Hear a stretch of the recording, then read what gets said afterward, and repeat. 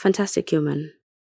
Welcome to this Goodnotes 7 course where we'll be helping you master everything in the app, both the old features we had in Goodnotes 6 as well as the new ones in Goodnotes 7.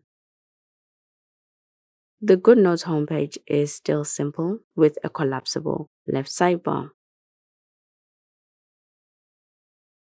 that you can hide to keep the interface minimal.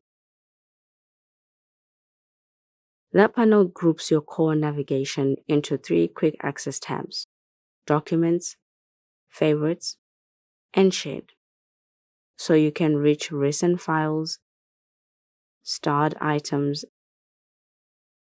and collaborative notebooks without hunting through menus.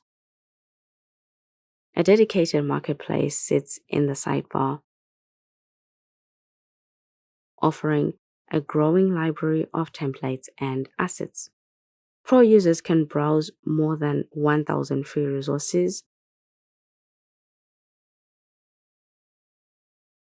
from planners and stickers to teaching templates, all downloadable directly into your library. When you're on the Documents tab, the right side of the screen is where your notebooks live.